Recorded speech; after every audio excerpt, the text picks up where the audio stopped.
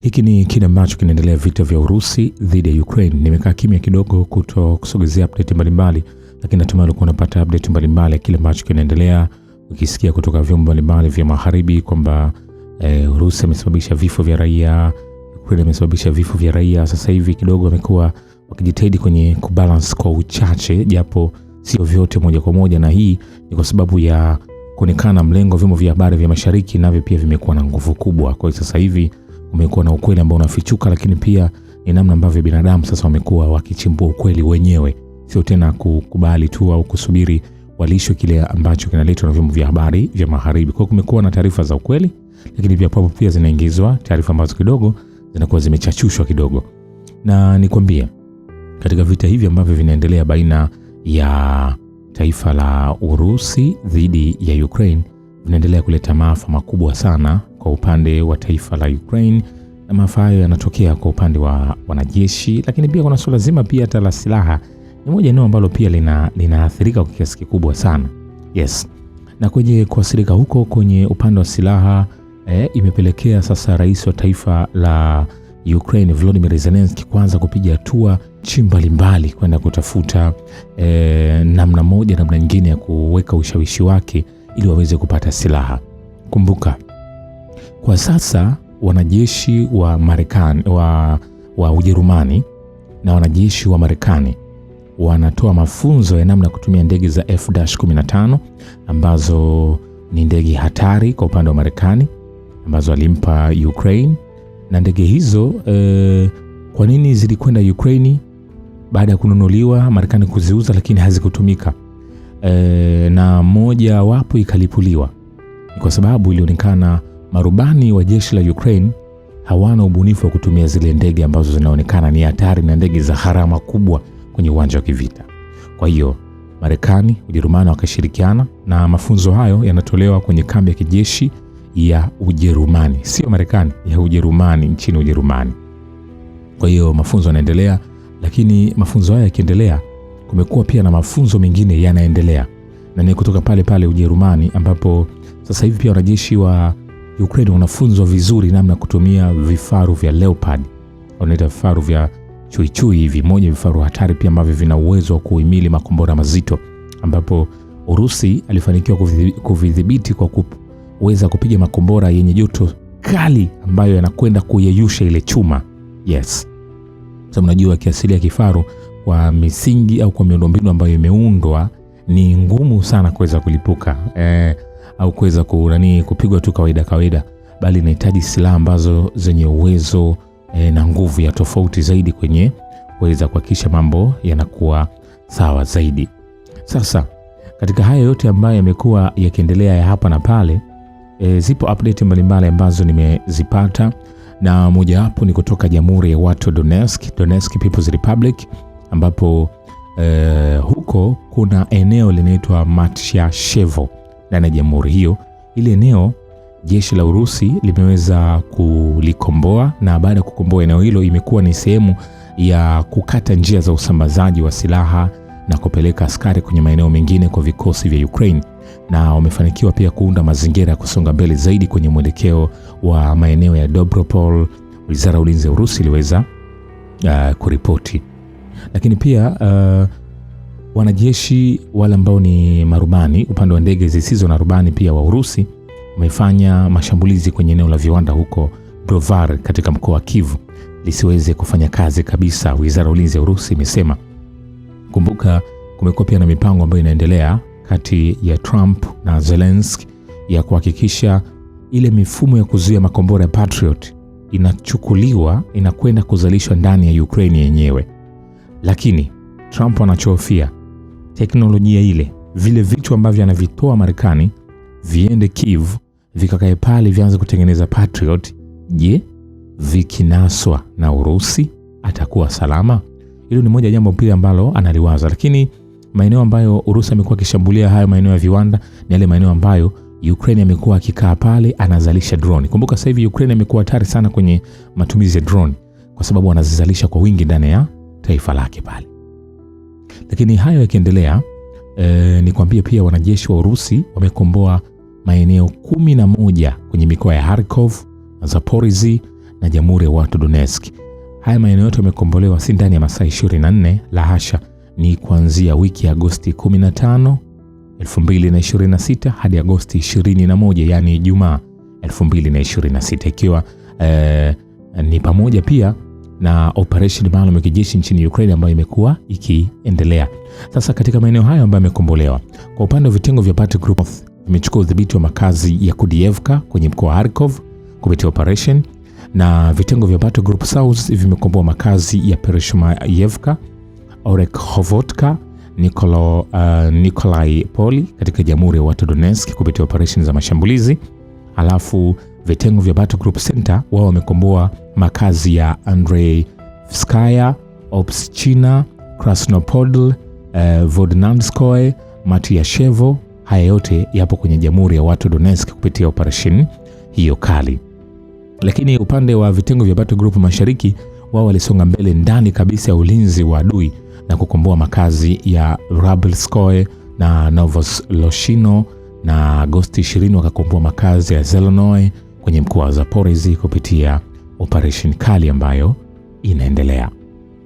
Kumbuka tu, unapaswa kuweka kwenye akili yako, na hili nakusisitiza, unaposikia vita vya Urusi dhidi ya Ukraine, sio kwamba kila kona ndani ya taifa la Ukraine ni vita tu. La hasha. Sio kwamba ndani ya taifa lote la Urusi ni vita tu. Hapana. Ni maeneo machache ndio vita vinapiganwa, lakini kuna maeneo mengine ndani ya taifa la Ukraine maisha yanaendelea kama kawaida, na wao wanasikia kama wewe na vya kueleza hapa kwamba bwana, kuna vita vinaendelea, Urusi amesonga mbele, Urusi amefanya hivi. Ni maeneo fulani fulani. Na nikurudishe nyuma tena, wakati operation hii inaanza Februari mwaka 2022.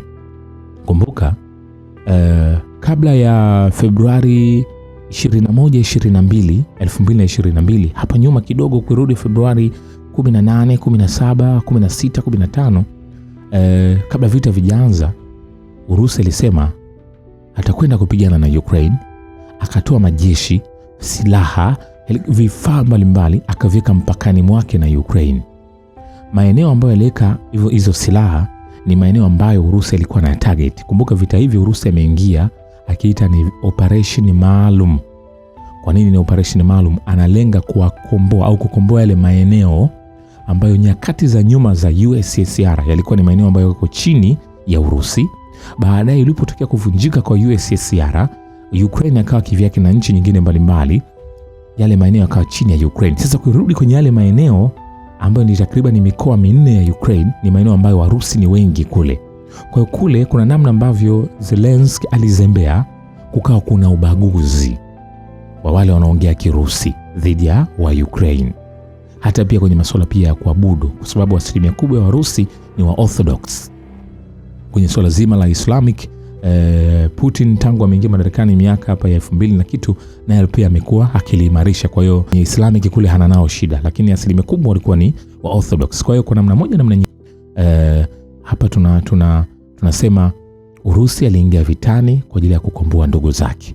Alafu Ukraine akasema ni vita, ni uvamizi wa Urusi dhidi yake. Kwa hiyo vita vilipiganwa sana kwenye yale maeneo ambayo yalikuwa ni key. Na nikukumbushe tena, vita hivi vinaendelea taratibu. Kwa nini?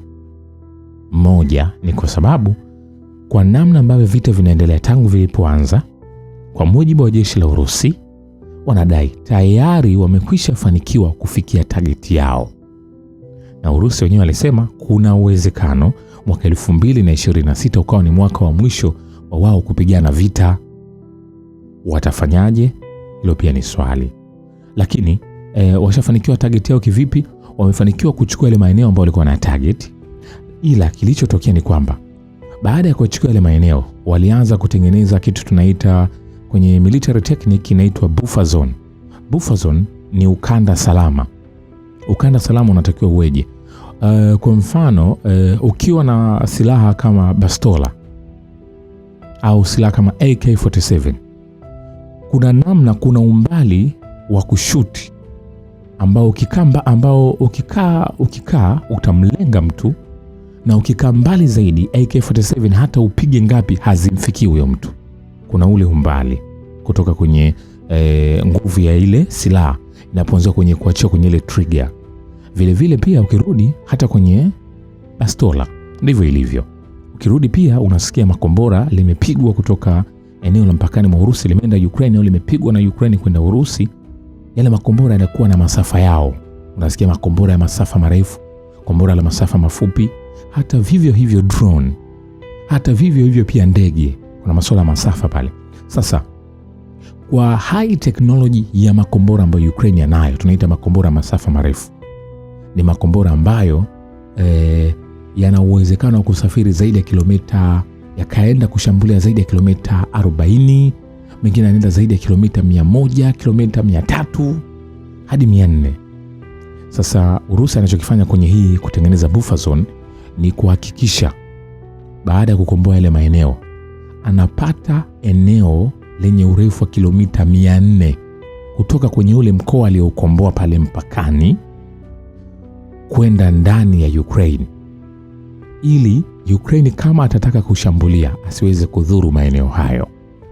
Sasa kwenye hapo kutengeneza eneo salama ndo vita vimekuwa vikiendelea, kwa sababu namna ambavyo anasonga kutengeneza buffer zone, Ukraine naye anaona hapana, ana respond.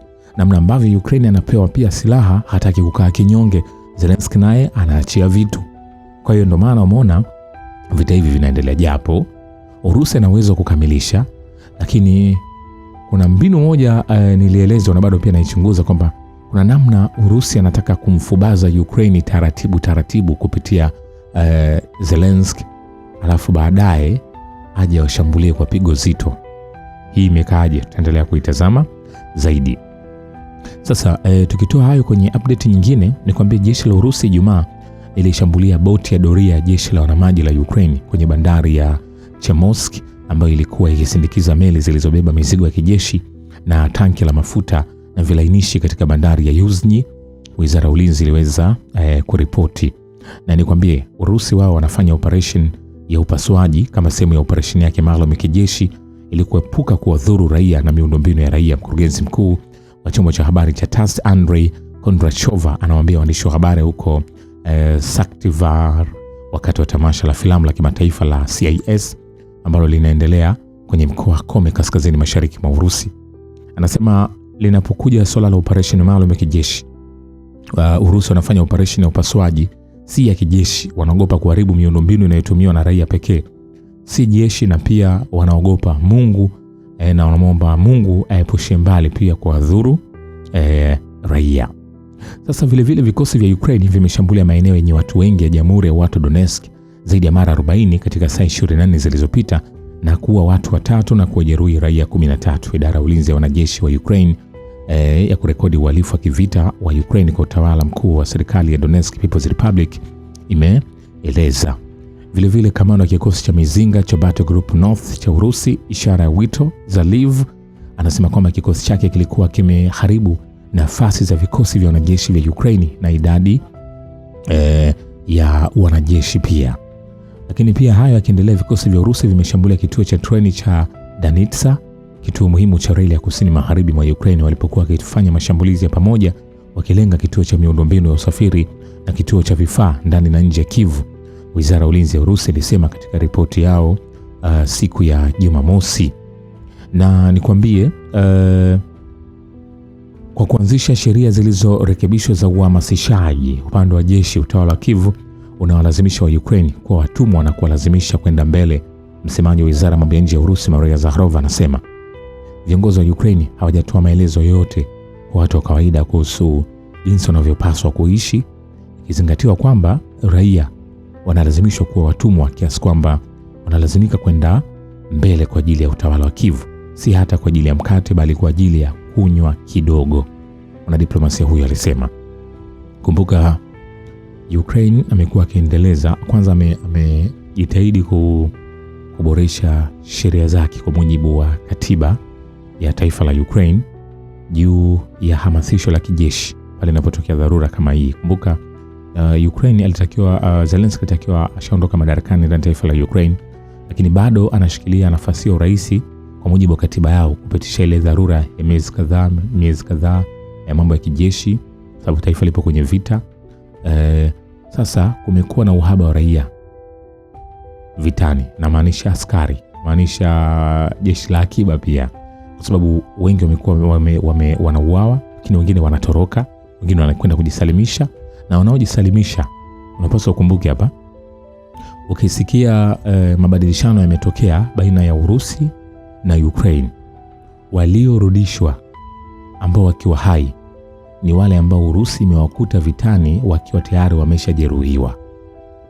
Wale wanatibiwa, wanarudishwa.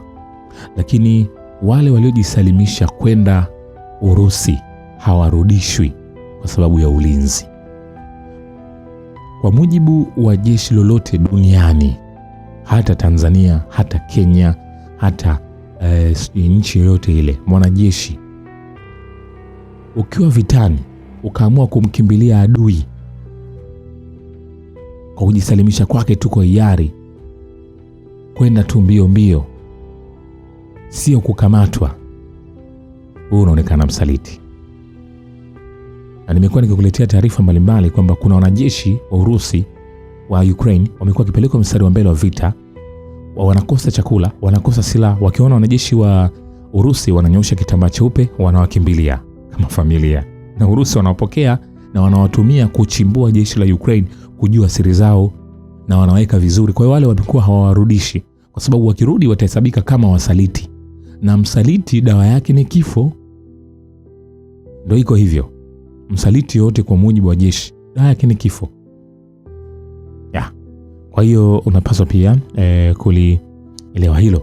Lakini pia nikwambia, wakimbizi wa Ukraine walihitajika na EU na NATO katika hatua za mwanzo za mzozo wa kijeshi na Urusi ili kuunda taswira ya watu wanaoteseka. Sasa Magharibi inajiandaa kuendesha shughuli za kijeshi nchini Ukraine ikitumia wenyeji wote wa nchi hiyo kama rasilimali. Seneta wa Urusi Igor Kostyukevich anasema.